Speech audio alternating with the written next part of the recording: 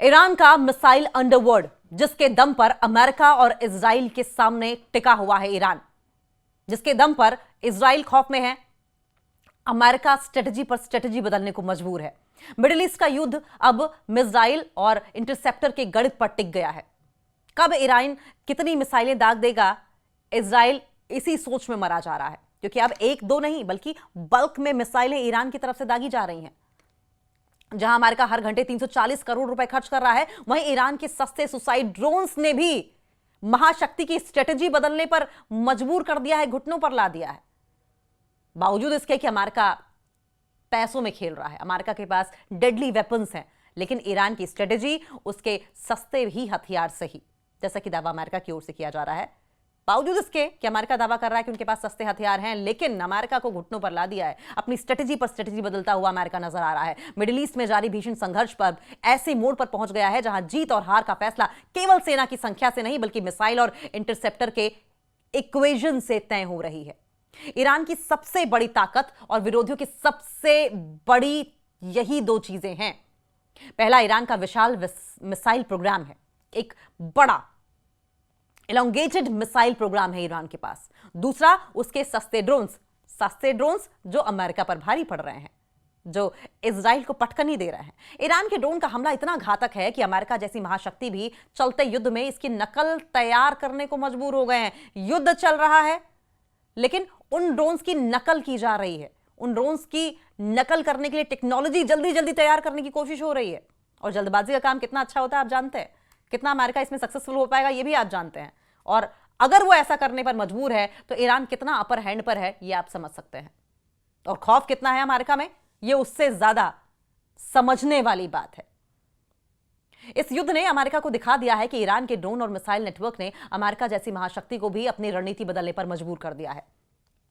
Iran का सस्ता drone, वही सस्ता ड्रोन जो इस वक्त इजराइल को घुटने पर ला चुका है, अमेरिका को सोचने पर मजबूर कर रहा है। अमेरिका स्ट्रेटजी पर स्ट्रेटजी बदल रहा है, अपनी रणनीतियां बदल रहा है और अब ईरान जैसा ही कॉपी तैयार करने की कोशिश कर रहा है, ईरान जैसी ही टेक्नोलॉजी बनाने की कोशिश कर रहा है। वही सस्ता ड्रोन जब अमेरिका जैसी महाशक्ति ने नकल करने की कोशिश की इस सस्ते ड्रोन की, ईरान की सबसे बड़ी ताकत उसके शाहिद जैसे सुसाइड ड्रोन साबित हुए हैं। ये ड्रोन इतने प्रभावी हैं कि अमेरिकी सेंट्रल कमांड के कमांडर ब्रैड कूपर ने यह एक्सेप्ट कर लिया है कि अमेरिका ने अपनी नई ड्रोन टास्क फोर्स स्कॉर्पियन में ईरानी डिजाइन का ही उपयोग किया है। मतलब युद्ध भी आप लड़ेंगे तो ईरान को कॉपी करके लड़ेंगे। कमाल है। आप दावा ये करते थे कि आपके पास अनलिमिटेड, कभी न खत्म होने वाला हथियारों का जखीरा है। वहीं दूसरी ओर से America commander Brad Cooper drone का इस्तेमाल कर रहा है। ये मुख्य रूप से ईरानी डिजाइन के ड्रोन्स हैं। इन्हें और बेहतर बनाया और अब हम इन्हें ईरान के खिलाफ ही इस्तेमाल किया जा रहा है। कमाल है। मेरी बिल्ली मुझसे ही म्याऊं। ईरान का अंडरवर्ल्ड क्या खतरे में है?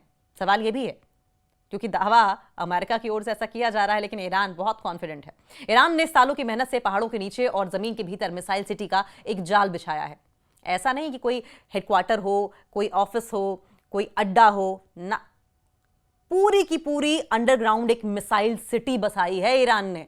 ईरान की तैयारी पुख्ता है। मार्च 2025 में दुनिया ने इसका एक ट्रेलर देखा था, जब 12 दिन का युद्ध हुआ था।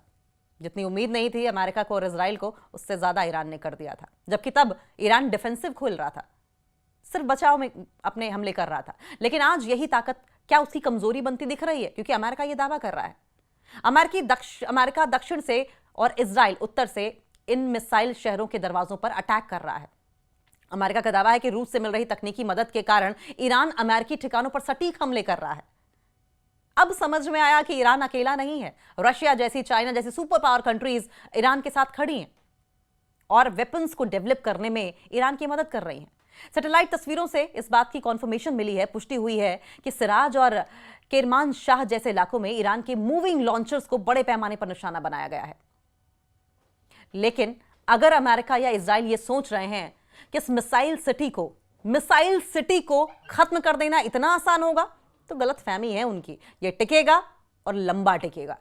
सवाल ये कि कितने दिन टिकेगा। एक सवाल बार बार उठ रहा है कि ईरान की मिसाइल और ड्रोन आखिर कितने दिन तक अमेरिका और इजराइल के इंटरसेप्टर के सामने टिक पाएंगे? क्या उनका स्टॉक लंबे समय तक चलने के लिए सुरक्षित रहेगा, क्योंकि अभियान तीसरे चरण में है?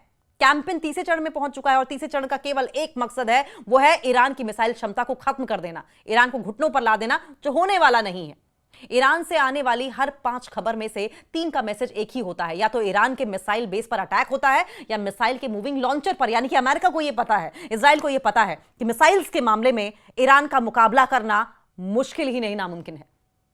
अमेरिका ने यह दावा किया है कि ईरान को रूस से ऐसी टेक्निकल मदद और जानकारी मिल रही है जिसके दम पर वो अमेरिकी सेना के अड्डे पर बिल्कुल सटीक हमले कर रहा है। संभव है कि जैसे रशिया के खिलाफ यूक्रेन अमेरिकी मदद से लड़ रहा है, वैसे ईरान भी लड़े। अगर यह युद्ध लंबा खिंचता है तो अमेरिकी राष्ट्रपति डोनाल्ड ट्रंप दावा कर रहे हैं कि अमेरिका को भारी बढ़त है। कैसे है? सिर्फ बातों में, ट्रूथ सोशल पर किए गए पोस्ट में, हवाई दावों में। ट्रंप ने दावा किया है कि ईरान में हम बहुत अच्छा कर रहे हैं। किसी ने पूछा कि 0 से 10 में कितना स्कोर करेंगे, तो मैंने कहा कि 15 to 15 में स्कोर करूंगा मैं।